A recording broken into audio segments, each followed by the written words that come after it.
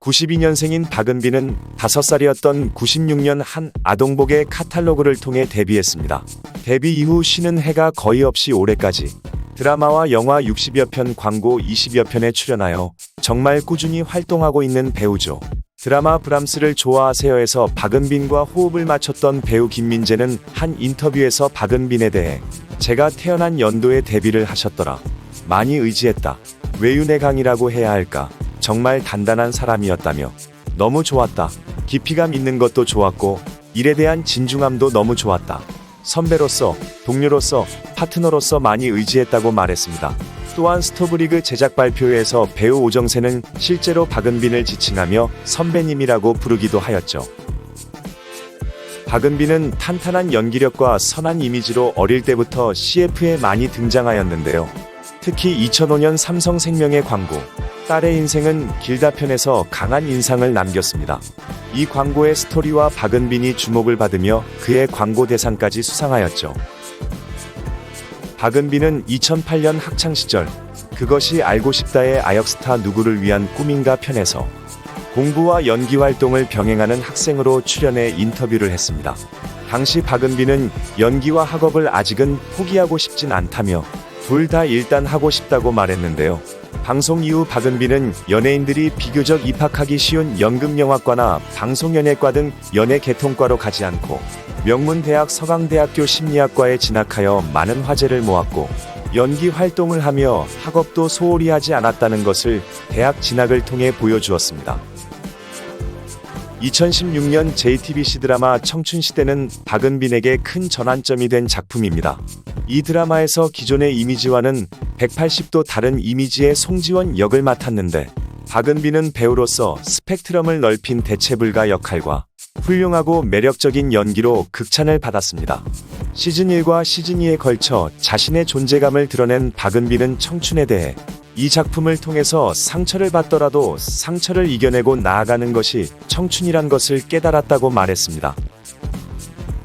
박은빈은 2019년 SBS 드라마 스토브리그에서 최연소 운영팀장 이세영 역할을 맡았습니다.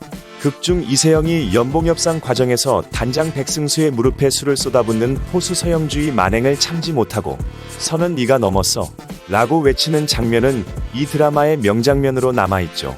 그리고 박은빈은 서영주 선수에게 하는 대사 중 예의를 술에 말아 쳐드셨나 경솔한 새끼라고 하는 부분은 애드리브로 한 것인데 방송 후 서영주 선수의 별명이 경솔한 새끼가 되었다며 잘 받아주셔서 감사하다고 전하기도 하였습니다. 이 드라마는 시청률 5.5%로 시작하여 4회 만에 두 자릿수를 돌파하고 16회에서 순간 시청률 22.1%까지 급상승하기도 하였으며 19.1%로 종영하며 흥행작과는 거리가 멀었던 박은빈에게 대표작이 되었습니다. 박은빈은 2020년 클래식 멜로 드라마인 브람스를 좋아하세요에서 늦가기 음대생 바이올리니스트 채송아 역을 맡았습니다.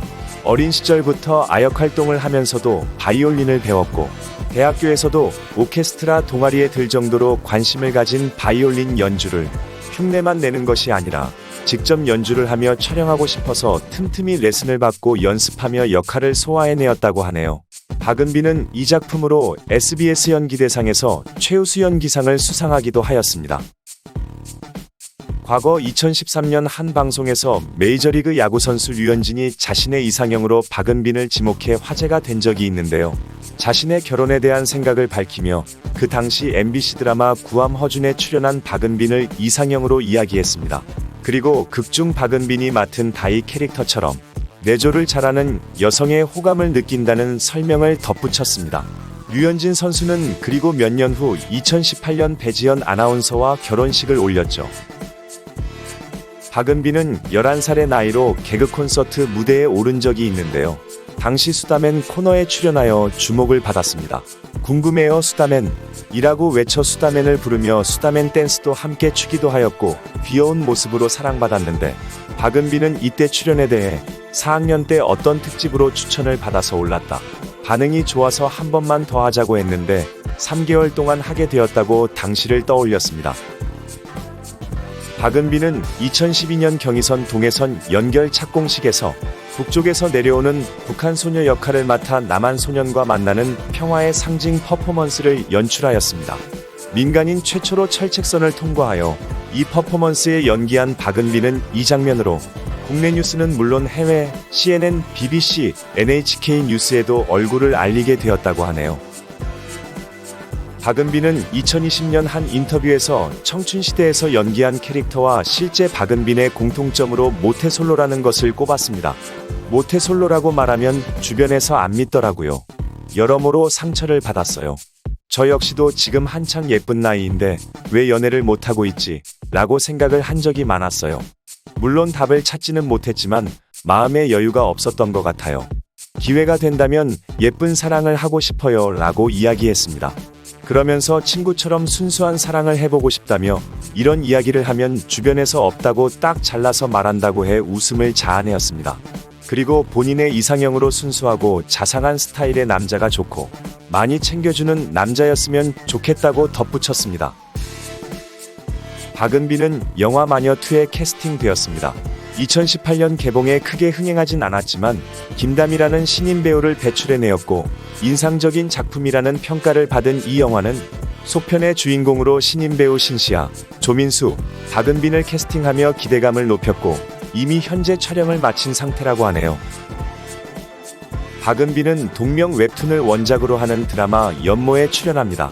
웹툰 연모는 이소영 작가의 네이버 웹툰으로 평점 9.8점을 기록해 독자들의 사랑을 받았던 작품이죠.